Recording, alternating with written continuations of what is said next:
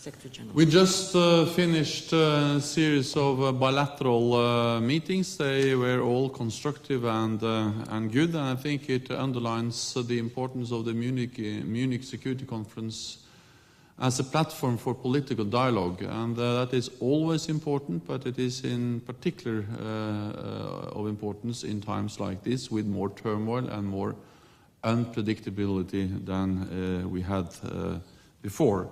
So I think actually I will stop there, just saying that I'm ready to take some questions. And yeah. Did you discuss last communication from Washington to Moscow that sorry, I didn't see. No. Should I repeat? No.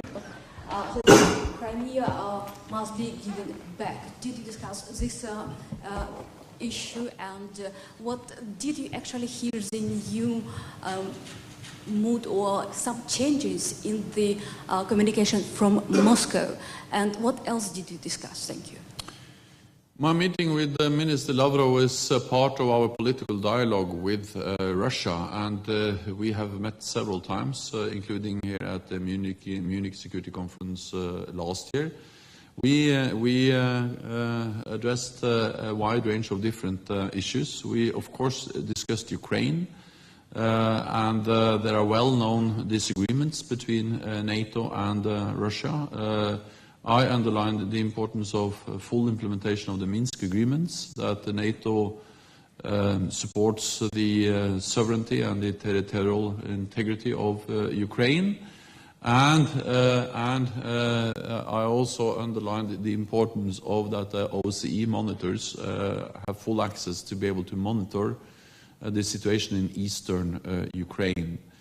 Then we addressed transparency, risk reduction, predictability related to military activities. With more military presence in Europe, close to our borders, there is an increased need for predictability, transparency related to exercises and military activity. We have seen just, also I think it was yesterday, the busing of an American ship in the Black Sea. Unsafe and unprofessional behavior of Russian planes, and we need to avoid these kind of incidents, and if they happen, make sure that they don't spiral out of control. We are also working on air safety in the Baltic Sea. We welcome the meeting which will take place soon in Helsinki with experts addressing how we can improve air safety in the Baltic Sea, in the Baltic Sea. And we also addressed Afghanistan, Libya, and Syria. And when it comes to Afghanistan, I would just like to underline that NATO will continue to support the unity government and to help to train the Afghan forces. Reuters. Robin Emmett, Reuters. Did you notice any change in tone with Minister Lavrov? It seems as if we could be having this same press conference a year ago with the same kind of language, the same kind of message, the same kind of problems. So if the tone was... change in the tone. I will say that there were well-known positions on, from both NATO and from Russia, but I think it's useful to have dialogue also on issues where we have different views, like for instance Ukraine, to update and to exchange views. Then on transparency, risk reduction, we have actually been able to make some progress. After our meeting here last year, when Minister Lavrov and I met a year ago, that was actually the meeting that enabled the convening of 3 meetings of the NATO-Russia Council. Until then, we haven't had any meeting for almost 2 years. So I think that the meetings with Minister Lavrov, and especially the meeting I had here in this place exactly a year ago, has proven to be productive in the way that they have enabled us to move forward on the dialogue NATO-Russia. And based on the agreements we reached last year, we have been able to have 3 meetings and also to make some progress on briefings on exercises. In December we briefed on NATO exercises, Russia briefed on Russian exercises. And also we had a briefing on air safety in the Baltic Sea region in December last year. And now we have the process which is led by Finland with experts on air safety. And these are concrete outcomes of the work that we started at the meeting here a year ago, and then we are following up in the NATO-Russia Council, and hopefully we can make new steps following our meeting this time. Washington Post. Michael Birnbaum, Washington Post. Yesterday, Defense Secretary Mattis said that the United States isn't ready for military cooperation with Russia, but that political discussion was a different area, and that political leaders could try to have some sort of dialogue. After your meeting today, was there anything different, would you say, about Lavrov's approach, discussion about the United States, anything new that U.S. leadership could seize on to pursue, or NATO leadership could seize on to pursue further dialogue? So our focus was, of course, NATO-Russia dialogue. So we didn't go into the details about the bilateral relationship U.S.-NATO, but of course, U.S. being the biggest NATO ally, of course, NATO-Russia relationships also has an impact on U.S.-Russia relationships. And as you know, what NATO has decided, and that includes the United States, is to suspend all practical cooperation with Russia as a reaction to the illegal annexation of Crimea in 2014. That decision still stands, but we have underlined that the suspension of practical cooperation does not mean that we suspend political dialogue.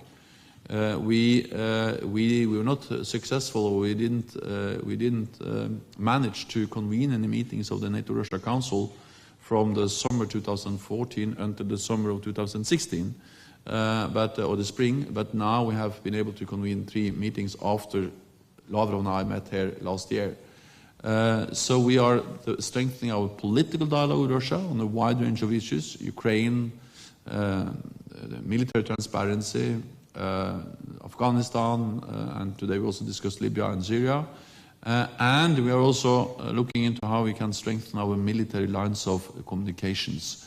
So there is a room for dialogue and for engagement with Russia, even though we continue to suspend our practical cooperation. Wall Street Journal.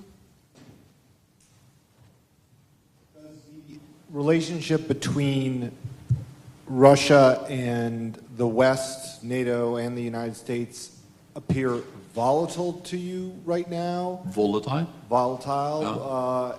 And is this sort of unpredictability of where Russia stands, where the United States stands, where NATO might stand, is that undermining security, or need it not unnecessarily undermine security?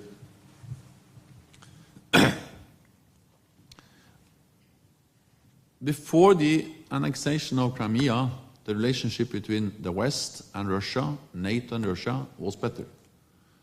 We were actually developing a partnership, a strategic partnership with Russia. We were, for instance, planning to destroy chemical weapons from Syria together. We worked together in many different areas, and we had a lot of practical cooperation. After the illegal annexation of Crimea, the relationship between the West and Russia, NATO and Russia, has deteriorated. And it hasn't recovered since then.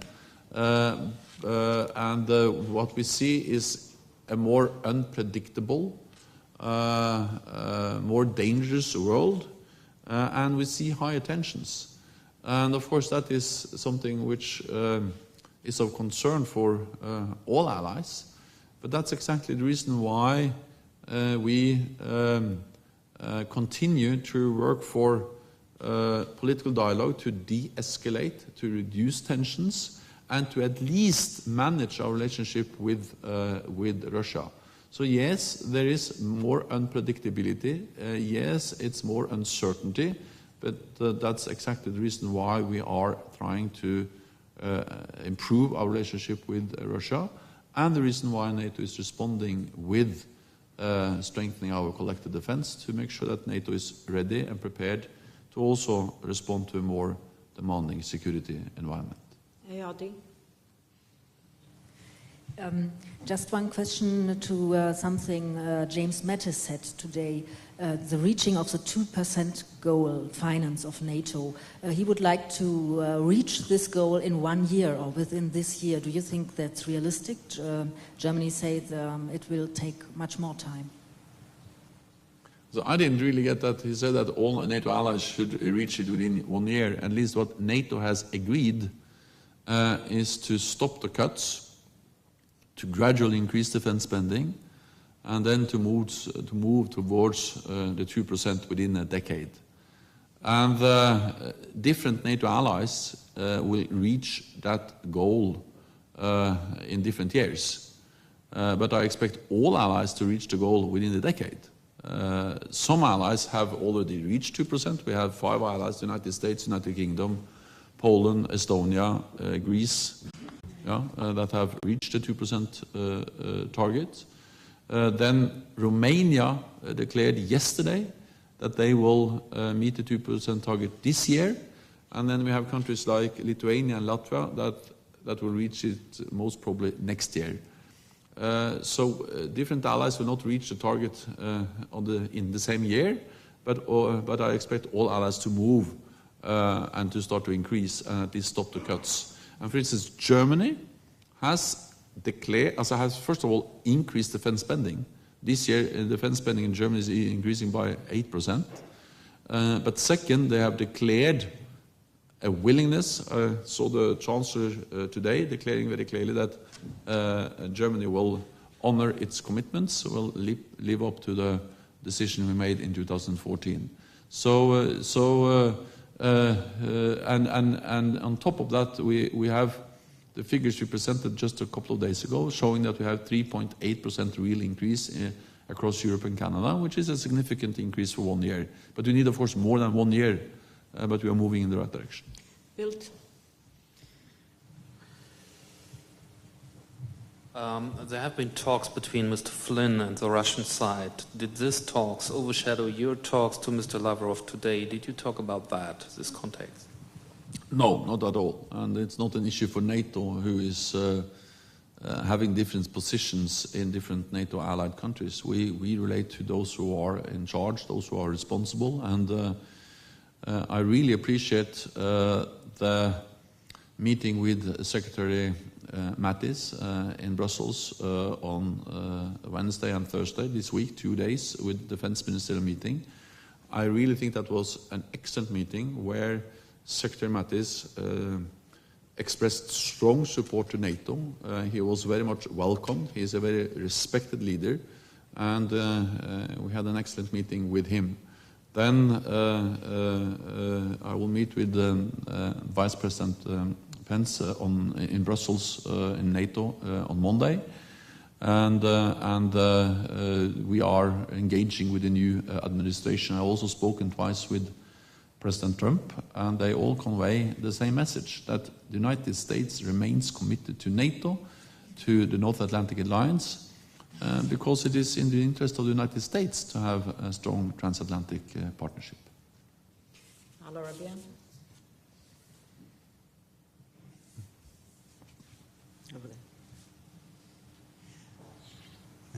Good afternoon, Secretary General Nuruddin Fridi from Al Arabian News Channel. In your discussion with Mr. Lavrov, is there any room for cooperation between NATO and Russia in fighting Daesh in Iraq and Syria?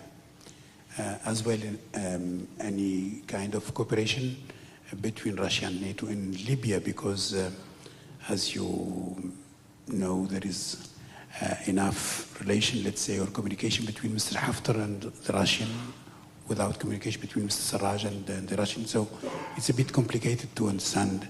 Is it possible for you, both sides, to work together to help the Libyan? And can I ask you specifically on Iraq, Mr. Secretary General? There is one AWACS flying since last October or November, 25 flights.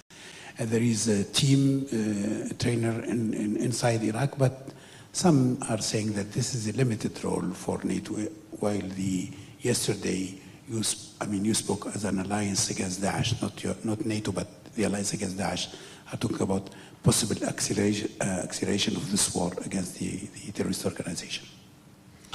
As I said, we have suspended the practical cooperation with Russia, but we support, and NATO plays a role in the international efforts to fight terrorism. Our biggest military operation, Afghanistan, is about fighting terrorism. It's about preventing Afghanistan becoming a safe haven for international terrorists. And we provide, and all NATO allies participate in the US-led coalition fighting Daesh, ISIL. And we have Turkey being a NATO ally, being on the ground in northern Syria fighting Daesh.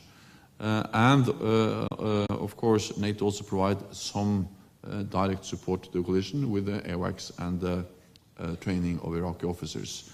The training of Iraqi officers, we train Iraqi officers in Jordan, but we have also started now from January to train Iraqi officers in Iraq. That's a modest scale, but it's a scalable activity, so we will now assess whether we will scale it up the training inside Iraq. But I also met today with Senator McCain and Secretary Kelly here at the Munich conference.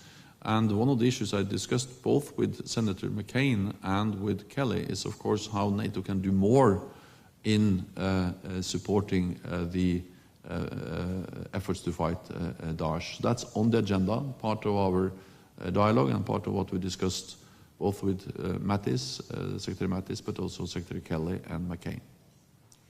Thank you very much. That's all we have time at this time. Thank you very much for making it into this rather amazing stage.